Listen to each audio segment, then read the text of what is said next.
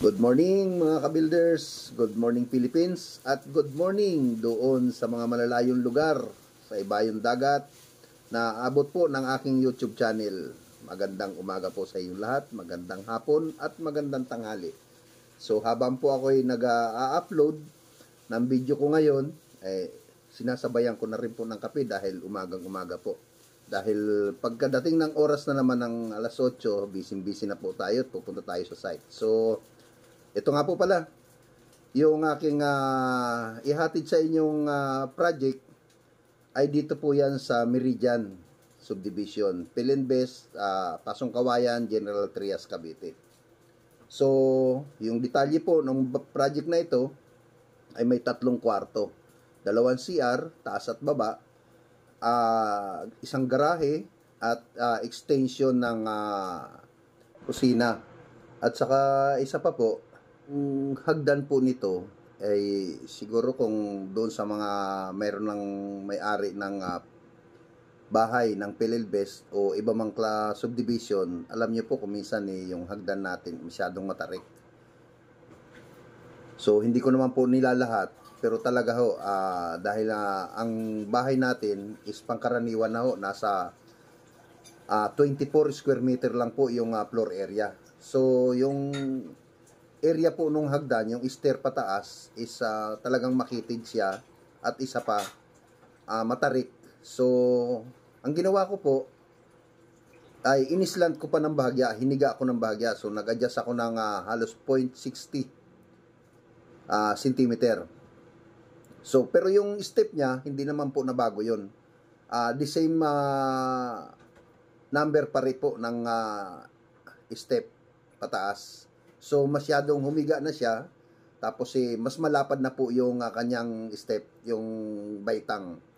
Mas malapad na po, hindi na po siya alanganin na kalahati lang ng paa nyo ang pwede nyong iakyat. So para po malaman nyo, panoorin po ninyo yung aking project na ito dito po sa Meridian. So ayan mga ka-builders, ayan, pasok po tayo dito po sa subdivision ng Meridian. Ayan. So kung makikita po ninyo, napakaganda po ng bahay nila. So ito na nga po yung project namin before na gagawin po namin. Ito po yung simula ng pagko-construct namin dito sa unit. Ayan, kung nakikita po ninyo yung itsura ng kanyang bahay. So ito po, ito yung kanyang side. Mag-extend po kami rito ng kusina. Tapos ito naman po yung back. I-extend naman po namin yung CR doon. Ayan.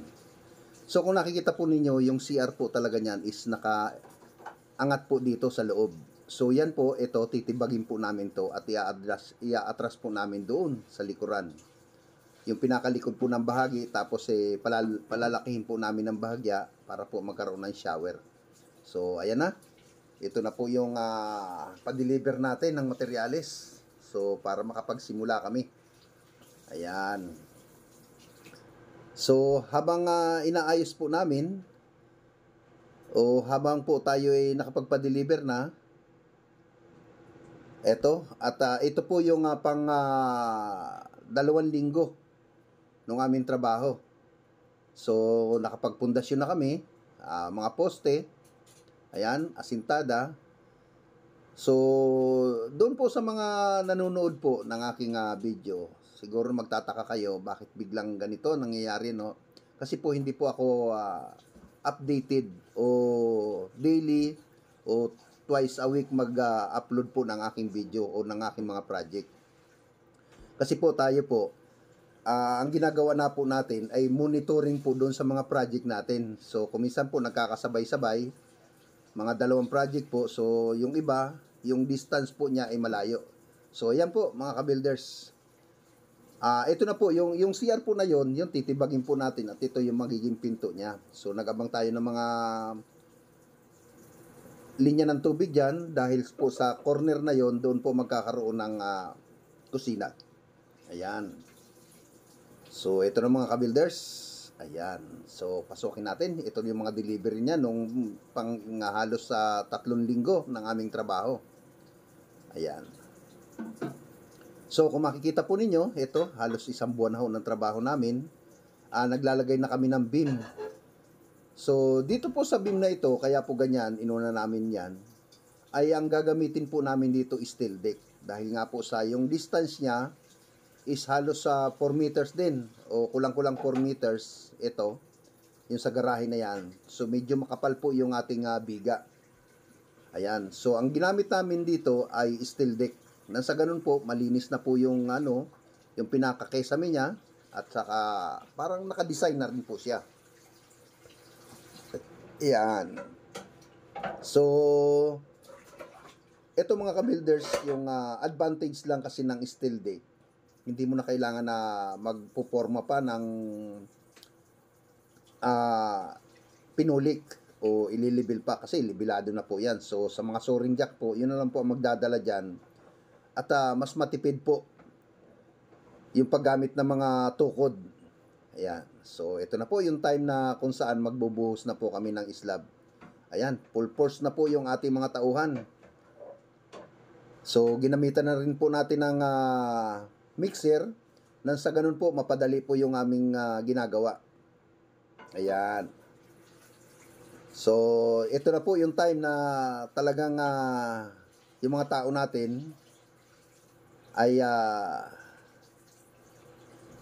sabay-sabay na sa pagtatrabaho. So, yung ibang project natin doon, siguro may mga natira doon sa finishing. So, yung iba dinala na natin dito. Dahil po sa dalawa nga po yung project natin na yan na nagkasabay. So, yung iba, pinull out natin at dito naman natin dinala para sa pagbubuhos ng slab. So, ayan po. So, ang ginamit po natin dito sa rebarring po ay 15 cm by 15 cm yung pinaka-diameter po ng bakal niya, yung spacing po. Ayan. So, ang nangyayari po dito, ang ginagawa namin dito sa rebarring na to ay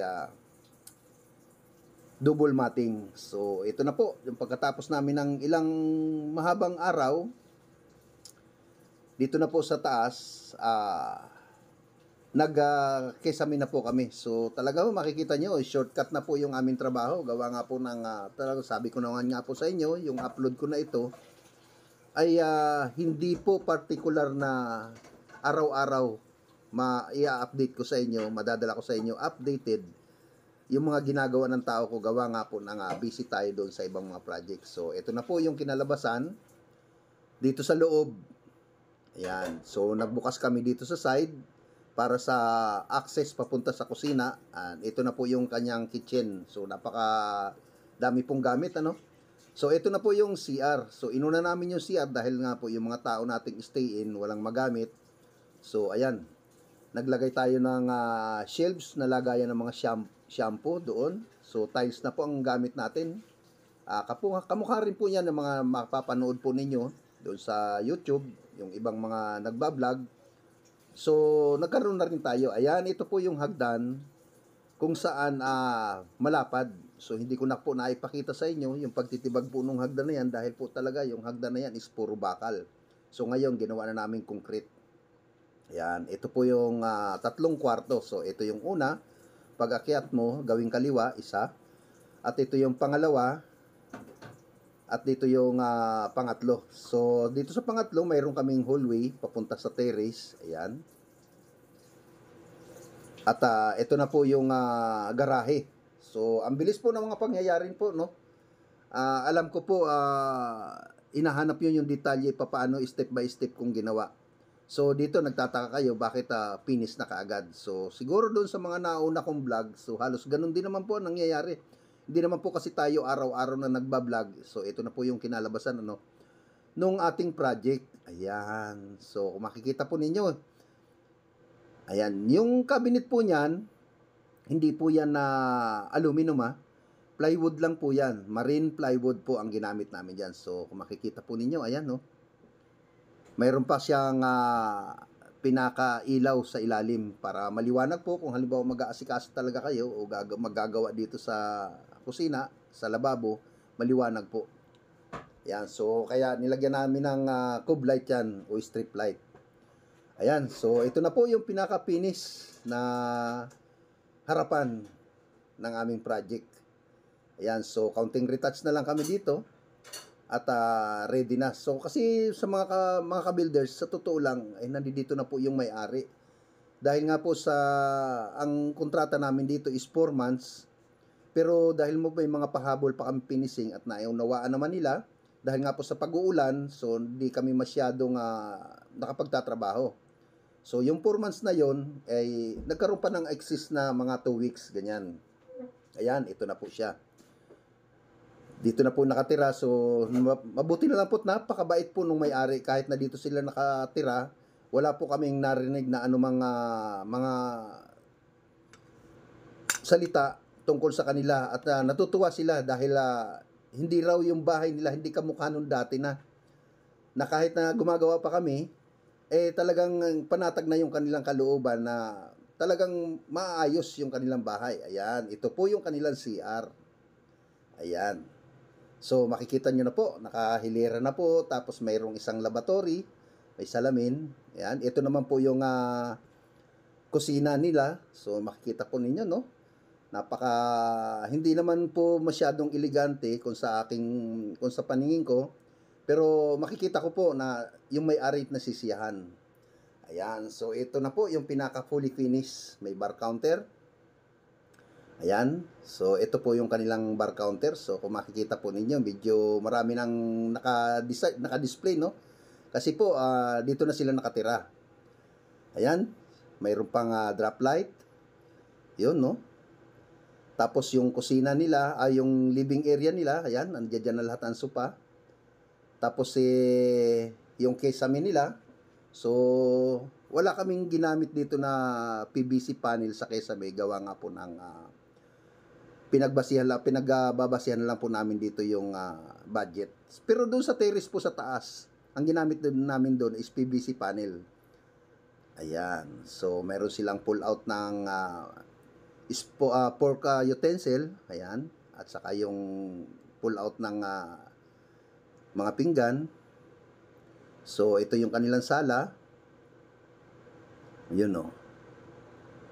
Yan, kompleto na talaga sila. Sa totoo lang po, dito na talaga sila nakatira.